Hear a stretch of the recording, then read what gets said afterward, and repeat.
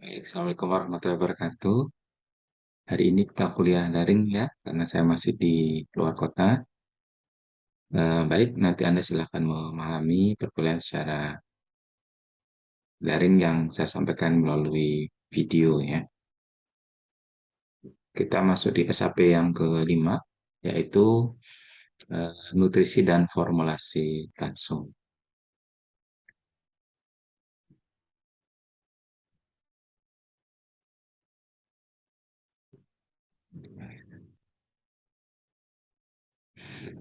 Nah, untuk ITIALA Bio, nutrisi dan formulasi langsung itu ditujukan pada dua tipe usaha, yaitu yang pertama untuk IT ala bio pedaging dan yang kedua untuk IT ala bio petelur. Jadi ada dua formulasi yang kemudian kita sampaikan atau kita buatkan. Kemudian yang pertama IT ala bio pedaging ya. Untuk pedaging disesuaikan dengan tujuan dan target produksi, yaitu ada dua. Periode starter, kemudian periode finisher atau grower sampai finisher. Jadi satu langsung di periode ini. Atau juga nanti kalau kemudian digunakan untuk eh, penghasil telur tetas.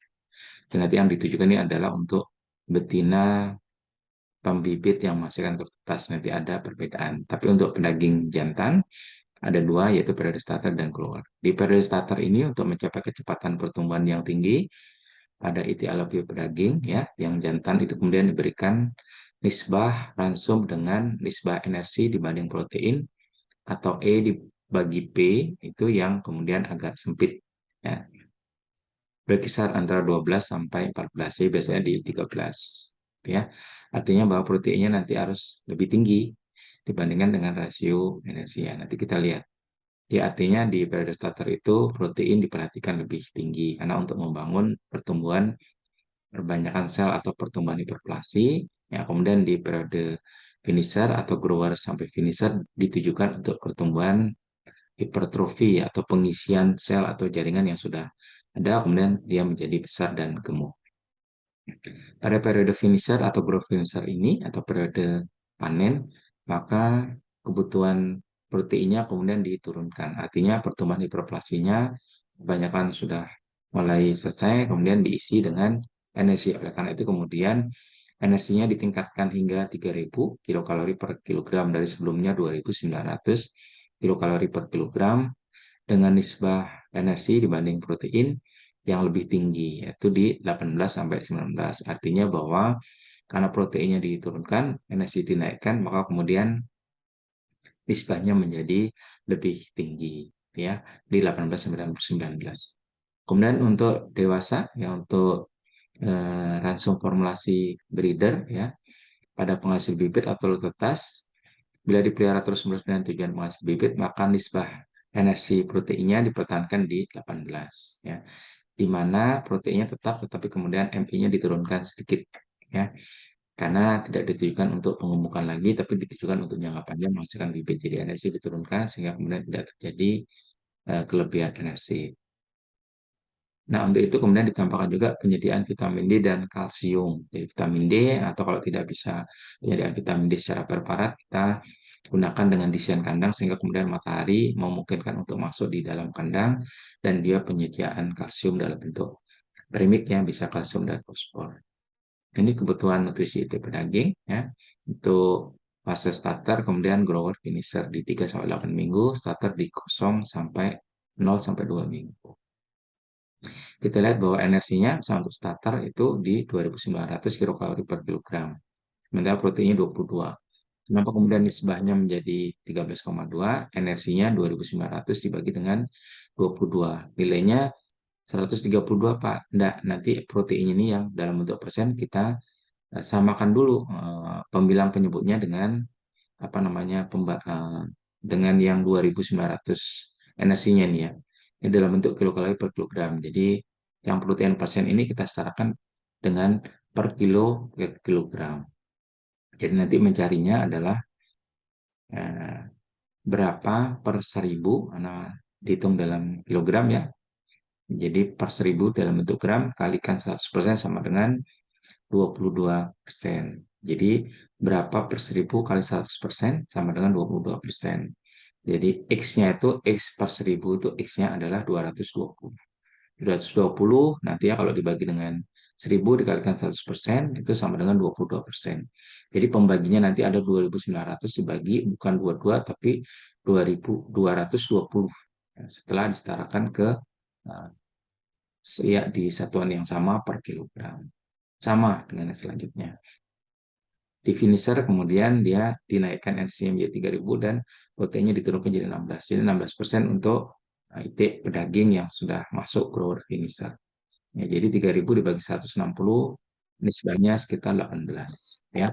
Untuk yang digunakan untuk pembibit ya, artinya betina ya alabio yang digunakan untuk menghasilkan telur tetas, maka kemudian NSI-nya sedikit diturunkan dari 3.000 sehingga nisbahnya menjadi sekitar 17,9. Jadi ini yang digunakan untuk kemudian menjamin produksi yang bagus tanpa adanya perlemakan di saluran reproduksi. Ini secara umum ya, kalau kita bisa lihat bahwa untuk khusus breeder, maka kemudian yang kita lihat selain vitamin D3, vitamin A, vitamin K yang kurang lebih sama, maka untuk breeder menghasilkan bibit, maka vitamin E untuk breeder itu kemudian diperbaiki sehingga kemudian bisa menghasilkan telur yang fertilitasnya bagus ya. Seperti itu.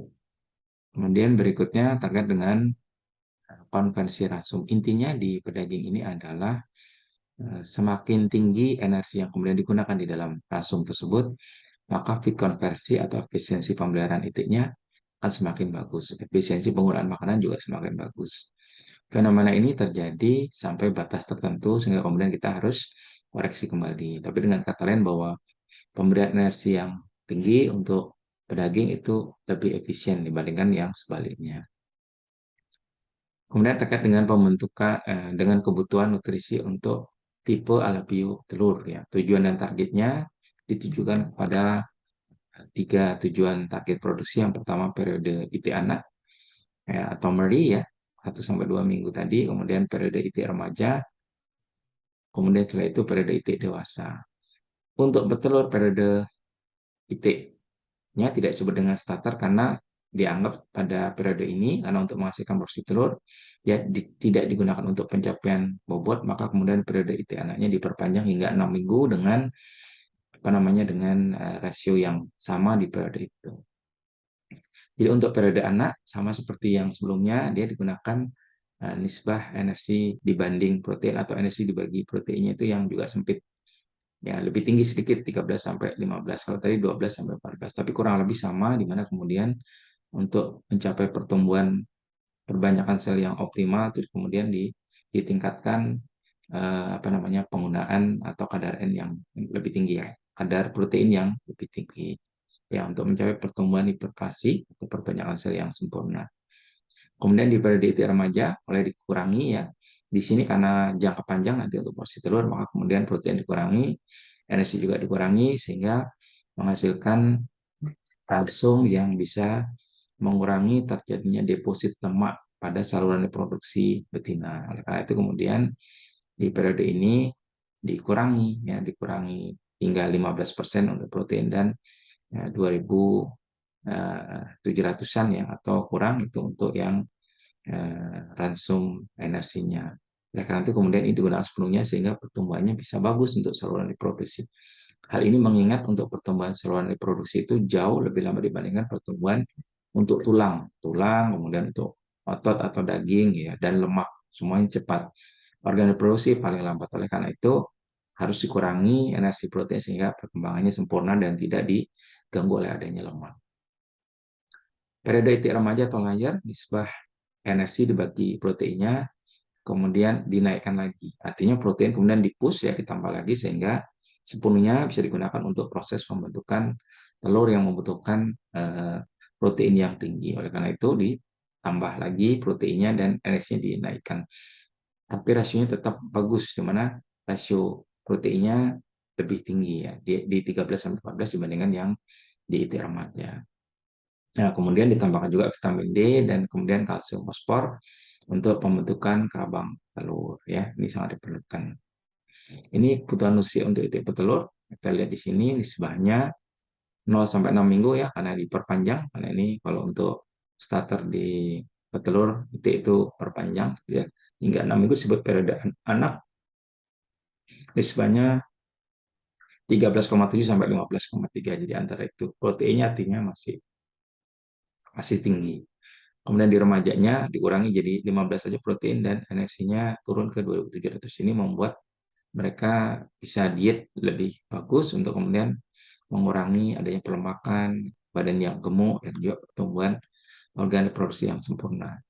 Ya, nisbahnya kemudian naik ke 18, kemudian di atas fase kulet ya, kulet atau remaja nih yang sudah mulai mau dewasa, siap bertelur di atas 16 minggu ya.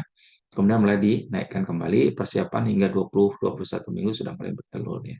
Paling tidak 22 minggu dia bertelur semua. Jadi proteinnya kemudian dinaikkan kembali ke 18 atau 17,5 apa energinya sedikit diturunkan atau tetap juga tidak apa-apa. Jadi kemudian nisbahnya itu di 14,7. Jadi proteinnya memang cenderungannya porsinya dinaikkan lebih tinggi. Ini kebutuhan nutrisi itik petelur ya secara umum dari starter grower hingga kemudian breeder ya, atau kemudian yang digunakan untuk produksi. Nah, ini yang tadi sampaikan merupakan rangkuman. Ini performa inti petelur secara umum untuk bobot badan dan kemudian konsumsi per minggu. Jadi minggu ke-1 sampai minggu ke berapa ya. 24 misalnya dia selalu meningkat. Jadi di posisi 24 sehingga kemudian dia sudah mulai produksi ya, mulai 20, 21, 22 sampai 24. Nah, kemudian setelah 24 minggu konsumsinya tetap di 130 ya. Ini sudah disesuaikan kalau untuk ayam di 110 120 ya, biasanya seperti itu. Dinaikkan sedikit Pak. Ya, kalau kemudian kira-kira nutrisinya tidak sebagus yang kita harapkan, tidak sesuai standar, bisa ditambahkan hingga 150 gram per ekor ya. Ya tentunya dengan standar gizi yang sudah ditentukan. Ini konsumsi kumulatifnya ya. Yang sebelah kanan artinya setiap minggu itu kemudian ditambahkan. Jadi kemudian misalnya kita hitung di 24 minggu itu pakan per ekor yang diberikan per ekornya itu sudah 12 kilo atau 12.460 gram. Nah, ini untuk memantau. Sedangkan konsumsi ini adalah konsumsi mingguan. Di 6 minggu misalnya 40 gram diberikan. Di 14 minggu 75 gram per ekor per hari. Ini mingguan ya, selama 7 hari berturut-turut ini yang kita berikan. Sekarang kita masuk di formulasi langsung yang tadi kita sampaikan di awal. Tahapan penyusunannya adalah sebagai berikut. Jadi setelah mendapatkan bahan pakan yang berkualitas baik dan tentunya harganya terjangkau ya, kalau bisa murah maka kemudian langsung dapat disusun. Tahapannya adalah sebagai berikut. Yang pertama, kita harus mengetahui tipe produksinya, apakah pedaging, apakah petelur, ya, apakah jantan untuk pedaging dan lain sebagainya. Jadi dua itu harus diketahui dulu produksi telur atau untuk produksi daging. Ya, tipe produksi telur atau tipe produksi daging. Kemudian yang kedua umur atau fase pertumbuhan atau produksinya. Jadi kita sesuaikan nanti formulasi itu untuk berapa target produksi tadi. Kalau untuk pedaging ada fase starter, kemudian grower finisher jadi satu, dua aja dua macam. Sementara yang untuk telur itu ada tiga ya, fase anakan, fase remaja, dan fase dewasa seperti itu ya. Jadi itu yang sudah ditentukan dengan periode atau fase pertumbuhan atau produksinya. Kemudian kebutuhan nutrisi itiknya ya, harus kita ketahui untuk starter berapa, untuk tipe pedaging starter berapa, misalnya untuk tipe telur dan sebagainya. Ya, jadi harus kita ketahui masing-masing sesuai dengan periode pertumbuhan dan produksinya. Kalau untuk pedagangan hanya di pertumbuhan saja. Kalau petelur sampai di produksi nanti seperti itu. Kita tahu dulu itu, kemudian kita harus mengetahui juga kandungan zat-zat makanan dalam bahan pakan. Jadi kalau kita punya bahan pakan yang banyak, kalau kita tidak melakukan analisis laboratorium untuk mengetahui masing-masing kandungan zat, kita bisa melihat dengan tabel kandungan zat makanan atau nutrisi untuk bahan-bahan yang kita pilih ya, dan itu ada di tabel bahan makanan ternak ya, tabel zat makanan untuk bahan makanan ternak bisa dibuka di internet dan sebagainya, banyak sekali ya. Kemudian yang terakhir tahapannya adalah baru menghitung komposisi bahan pakan atau proporsi bahan makanan itu atau bahan pakan itu di dalam rasion. Nah, metode penyusunan rasio. Metode penyusunan rasio yang banyak digunakan itu ada 4. Ya. Yang pertama sistem coba-coba atau trial error, nanti menggunakan sistem atau metode Excel. Ini banyak sekali digunakan untuk yang baru atau yang sudah berpengalaman juga kalau ingin cepat dan banyak tidak banyak menggunakan sistem trial error ini. Ya, misalnya hanya 2, 3, 4 ya macam bahan menggunakan trial error itu cepat. Kemudian square method yang kedua atau metode segi 4. Ini juga banyak digunakan, tapi biasanya digunakan untuk maksimal 4 gitu ya. 4 bahan pakan gitu yang kemudian digunakan dalam langsung. Jadi metode segi 4 ini memang punya keterbatasan. Dan nanti disempurnakan dengan metode yang ketiga. Jadi dia bisa menyempurnakan metode yang kedua, square method, atau metode segi 4, yaitu metode persamaan aljabar yang disebut dengan simultaneous equation method seperti itu. Nah, nanti ini bisa menggunakan lebih dari 4 macam bahan, 6 ya bisa gitu ya, dan bisa digunakan. Kemudian yang keempat yang tadi dengan program formulasi langsung. Ini banyak digunakan Fitmania ya, ada program Exit2 dan sebagainya. Sekarang mungkin banyak Fitmania dan lain sebagainya. Nah, kita memberikan yang banyak dilakukan ya di tingkat peneliti ya atau pengkaji, yaitu simultaneous equation method dan trial error. Nanti kita coba ya. Untuk itu paling tidak Anda bisa menguasai. Kalau yang program tinggal kita ikuti dan kita bisa melakukan pencetakan formulasi yang kita inginkan. Yang ini yang kemudian kita berikan yang simultaneous equation method yang merupakan uh, apa namanya penyempurna dari metode yang kedua square method atau metode segi 4. Kita coba ini untuk metode yang disebut dengan persamaan aljabar. Merupakan pengembangan dari metode segi 4 atau square method. Dia mengatasi beberapa kelemahan dari metode segi 4 atau square method karena dapat membuat pakan dengan jumlah bahan yang lebih banyak dan macam kebutuhan zat makanan, misalnya tidak hanya protein saja, tapi kemudian ada energi, mungkin ada serat, nanti itu yang lebih banyak ya dalam zat-zat makanan unggas ya dalam ransum unggas. Nah, ini contoh yang kita berikan untuk perhitungannya. Ya, misalnya ada contoh seperti ini. Susunlah ransum dengan ransum itik petelur ya untuk itik alabio dengan kebutuhan proteinnya harus 20% dan energinya itu harus 2.800 kilokalori per kilogram. Sementara komposisi bahan yang dimiliki itu ada 3 yang kita tampilkan di sini. Pertama, protein mix ya. Proteinnya 45%, energinya atau metabolisable energinya 2.590 kilokalori per kilogram. Nah, jumlahnya nanti berapa proporsinya itu yang kita cari, yang kita simpulkan dengan X. Ya. Kemudian jagung, yang kedua bahannya proteinnya 8,5%, energinya 3.370 kilokalori per kilogram. Ya, proporsi yang diinginkan jumlahnya nanti kita simpulkan dengan Y.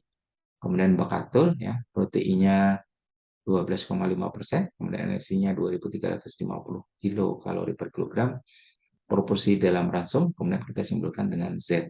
Jadi X simbol dari protein mix dari bahan itu, kemudian Y dari bahan jagung, dan Z itu dari bahan bakatul. Yang diinginkan adalah berapa proporsi dari masing-masing bahan ini, masing-masing X berapa, Y berapa, Z berapa.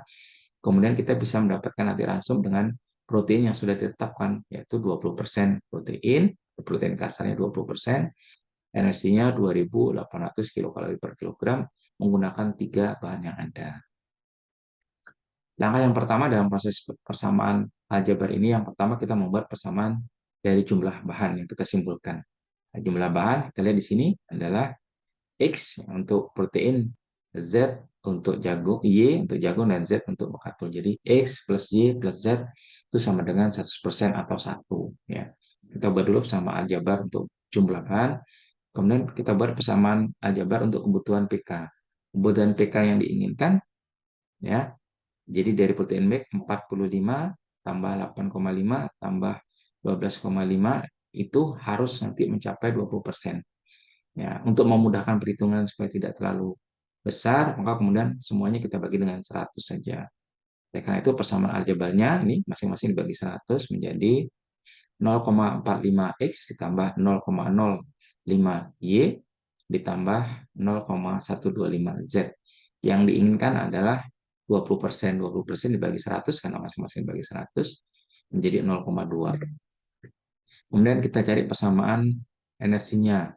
Karena ini besar juga kita bagi masing-masing 1000. Ya, termasuk nanti energi yang kita inginkan 2800 kita bagi 1000 jadi 2,8. Ini 2,5, 3,3, 2,3. Di persamaan aljabarnya ada sebagai berikut. 2,59X tambah 3,37Y ditambah 2,35Z sama dengan 2800 yang kita juga bagi 1000 menjadi 2,8. Ini adalah tiga persamaan aljabar yang kemudian menjadi acuan kita untuk menghitung yang mendapatkan X, Y, dan Z-nya. Nah, di persamaan pertama atau tahap pertama yang kita cari adalah kita menghilangkan dulu X-nya, X atau simbol dari protein mix-nya. Nah, jadi X ditambah Y ditambah Z sama dengan 0,5. Yang persamaan satu di atas ditambah dengan dikombin dengan persamaan yang kedua. Nah, untuk persamaan satu, karena persamaan duanya 0,45X ya, kita mau hilangkan, maka yang X plus Y plus Z itu kita samakan. Dikalikan 0,45. Sama di sini 0,45, di sini juga dikalikan 0,45, di sini dikalikan 0,45. Jadi sama dengan 0,45 X tambah 0,45 Y tambah 0,45 Z sama dengan 0,45. Nah, di bawahnya persamaan juga persis ya, yang ada di kebutuhan PK-nya 0,45X tambah 0,085Y tambah 0,125Z sama dengan 0,2. Karena kita ingin hilangkan X-nya, maka kemudian kita kurangi. Ya, jadi dikurangi ini 0, ini 0,45 dikurangi bawahnya menjadi 0,365Y, ditambah ini dikurang ini menjadi 0,325Z ya. Kemudian 0,45 dikurangi 0,2 sama 0,25 X. Ini dalam rangka membuang X ya untuk mendapatkan ubah Y dan Z nantinya. Nah, setelah ini selesai kita dapat persamaan tahap 1. Persamaan tahap kedua sama. Kita menggabungkan persamaan kebutuhan ME ya. Kemudian supaya mudah kita juga combine dengan persamaan jumlah bahan yang X plus Y plus Z tadi sama. Jadi yang persamaan 3, yang 2,59 kita taruh di atas supaya nanti nilainya positif ya pada saat dikurangi. Ya, diatur saja sehingga nilainya lebih banyak positif. Jadi 2,59X tambah 3,37Y ditambah 2,35Z sama dengan 2,8. Persis ya persamaan yang ketiga yang didapat di awal. Kemudian ini harusnya X plus Y plus Z sama dengan 2 sama dengan 1. Jadi supaya kemudian untuk tahap kedua ini yang kita hilangkan juga harus X supaya nanti Y dan Z-nya bisa ketemu. Ya, karena dihilangkan X, maka kemudian yang di bawah ini juga dikalikan dengan nilai yang sama dari X yang di atas, yaitu 2,59. Jadi semua dikalikan. Karena semua dikalikan, maka kemudian nilainya adalah 2,59X tambah 2,59Y ditambah 2,59Z sama dengan 2,59. Nah, yang kedua ini kita akan buang X juga. Nanti bisa kita combine tahap 1, tahap 2 ini untuk mendapatkan salah satu nilai Y atau Z. Kan di tahap awal X-nya harus dihilangkan semua. Nah, kemudian dikurangi ya, supaya kemudian X-nya hilang, 0. Di atas 3,37 kurangi 2,59 jadi 0,78Y. Kemudian ini juga dikurangi di atasnya 0, min 0,24Z. Kemudian 2,8 dikurangi 2,59. Ini menjadi 0,21. Jadi kita punya dua tahap persamaan setelah menggunakan persamaan aljabar di atas. Di 0,365Y tambah 0,325Z sama dengan 0,25. Yang tahap kedua persamaan yang kita peroleh dengan penghilangan X adalah 0,78Y dikurang 0,24Z sama dengan 0,21. Nah, dengan demikian persamaan di tahap 1 dan 2 yang kita peroleh dari acuan yang persamaan pertama kita gabung. 0,36 yang atas Y ditambah 0,325Z ya sama dengan 0,25. Di sini ini harusnya adalah persamaan yang ini 0,78Y min 0,24Z sama dengan 0,21. Tetapi ini supaya lebih cepat, kemudian untuk menghilangkan salah satunya yang kita inginkan adalah membuang Y supaya nanti Z-nya kita tahu dulu, maka kemudian nilai yang ini itu yang harusnya ada di sini langsung kita kalikan supaya kemudian punya nilai yang sama dengan Y yang di atasnya, yaitu dikalikan 0,365. Kalau dia dikalikan 0,365, maka nilainya akan lebih tinggi. Oleh karena itu kemudian dibagi dengan nilainya sendiri, 0,78Y. Ya, jadi 0,78 itu yang digunakan sebagai pembagi. Jadi pengalinya adalah 0,365 dibagi 0,78 dari nilai D sendiri, sehingga nilainya akan tetap seperti nilai yang di atasnya. Nah, kemudian pengali ini yang 0,36 dibagi 0,78 itu dikalikan semua untuk yang ini 0,24, nilainya adalah 0,11Z, kemudian dikalikan juga yang ini yang 0,21. Harusnya di sini langsung dikalikan, nilainya menjadi 0,098.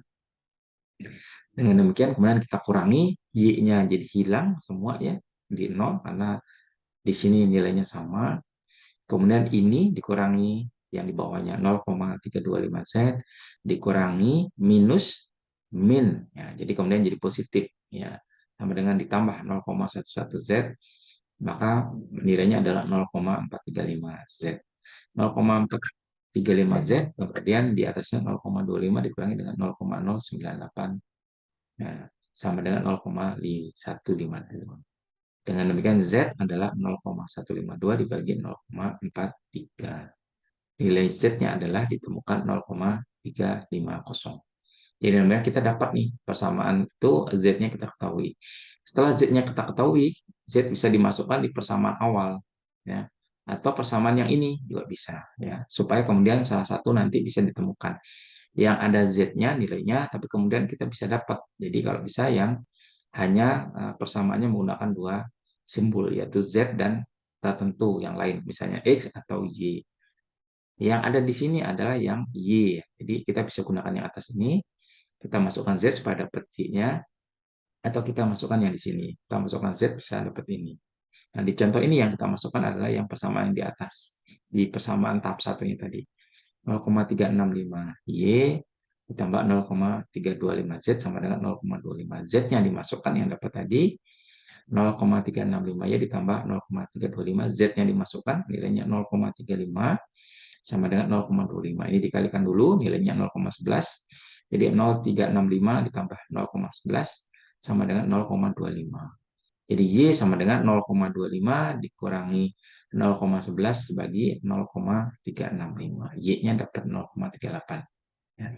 Jadi 0,25 dikurangi 0,11 dibagi 0,365 itu adalah nilai Y. Y-nya dapat 0,38. Karena Z-nya sudah dapat, Y-nya sudah dapat, maka X-nya yang gampang kita masukkan di persamaan paling awal. X plus Y plus Z sama dengan 1 atau 100%. Setelah kita masukkan, maka X ditambah 0,38Y yang dapat di atas, dan Z 0,35 yang dapat di atas sebelumnya ya, sama dengan 1. Maka X sama dengan 1 dikurang 0,38 dikurangi 0,35 lagi. Jadi X-nya sama dengan 0,27. Kalau kita minta dalam bentuk persen, maka kemudian masing-masing dikalikan dengan 100%. Dengan demikian proporsi di dalam bahan, X-nya adalah 0,27 kali 100% sama dengan 27%, Y-nya 0,38 kali 100% sama dengan 38%, Z-nya 0,35 kalikan 100% sama 0,35%. Total di dalam 100% bahan adalah 100% dari masing-masing bahan. Jadi tergantung nanti. Kalau misalnya kita ingin membuat 10 kilogram, maka kemudian dari bahan X atau protein base itu ada 27% kalikan 10 kilogram. Jadi nanti total dari masing-masing bahan yang dikalikan itu totalnya tetap 100% bahan atau 10 kilo. Kalau kita ingin bikin 1 ton sama, jadi 27% kalikan 1 ton atau 1000 kilogram. Itu adalah bahan yang merupakan bagian dari bahan yang pertama X atau protein mix. Kemudian berikutnya jagung dapat juga dan bekato dapat juga. Dengan demikian proporsi protein mix ya bahan itu. Kemudian protein mix ini bukan protein ya. Nama bahannya protein mix, memang mengandung protein yang bagus. Tapi dia sebagai bahan komponen. Kemudian jagung ya dapat diketahui juga Y-nya berapa persen proporsinya, kemudian Z-nya juga berapa persen, dan kemudian dalam bentuk kilogramnya nanti kita ketahui setelah kita akan membuat dalam jumlah tertentu. Nah, itu yang kemudian dikalikan. Nah, dengan demikian kemudian kesimpulan pemakaian bahan adalah pada susunan ransum yang mengandung 20% PK dan 2.800 kilokalori energi metabolis atau energinya, maka campurannya adalah yang protein mixnya 27%, jagung 38%, dan bakatul 35%. Selesai sudah. Jadi untuk bahan yang lain pun sampai misalnya 4, 5 juga akan dibuat dengan model yang sama seperti itu. Anda pintar-pintar di dalam ramu ini nanti ya di persamaan Jabal. Kalau ada 4 berarti Anda bisa gabung. 1, 2, kemudian 3, 4, baru kemudian kita gabung. Kalau 5, 1, 2, 1, 2, 3, 1, 5. Itu yang kita gabung. Jadi artinya pelan-pelan kita akan dapatkan. Nah, kemudian yang terakhir ini sistem coba-coba. Biasanya menggunakan metode Excel untuk membuat formulasi ransum dengan cara sistem coba-coba. Hasilnya mudah dan akurat, tapi memang harus perlu pengetahuan dan keterampilan yang cukup. Jadi pada tahap awal Anda akan agak kesulitan. Tapi nanti kalau sudah terbiasa, Anda lebih enak menggunakan ini. Ya, karena kalau jumlahnya tidak terlalu banyak, maka kemudian dia juga bisa valid untuk mendapatkan proporsi masing-masing bahan. Ya. Dan ini dapat digunakan dalam penyusunan formulasi yang tepat ya untuk jumlah ransum atau bahan baku maksud saya yang jumlahnya banyak dan dia cukup akurat. Misalnya di sini kita bisa melihat ya untuk formulasi itik pedaging ya dengan tujuan mendapatkan PK 16% dan juga ME 3000 kilokalori per kilogram. Bahannya ada 1, 2, 3, 4, 5, 6. Nah, bisa digunakan. Yang perlu perhatikan adalah dari bahan ini kemudian Anda masukkan di sebelah kanannya PK-nya berapa masing-masing, energi metabolisnya berapa, kalau dia perlu SK-nya berapa, ya ini tujuannya untuk 3 komponen zat makanan yang dicari, harganya juga kita bisa masukkan untuk mendapatkan harga idealnya.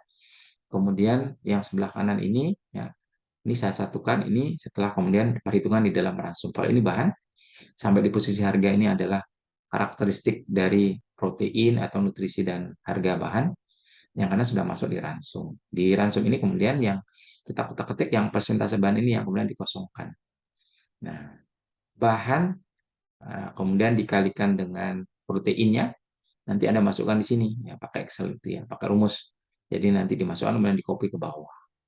Dan kemudian di bawah juga di total sehingga kemudian kita bisa pantau. Pada saat kita isikan yang berbeda-beda nanti ini akan muncul dan ini juga akan muncul terus. Ya, jadi mudah untuk memantau kelebihan dan kekurangan. Dan itu nanti kita berlakukan sama untuk yang energi. Energinya akan terubah-ubah. Energi sini adalah persen dari bahan yang nanti Anda lakukan itu kemudian dikalikan dengan energi metabolisnya. Nanti Anda masukkan di sini.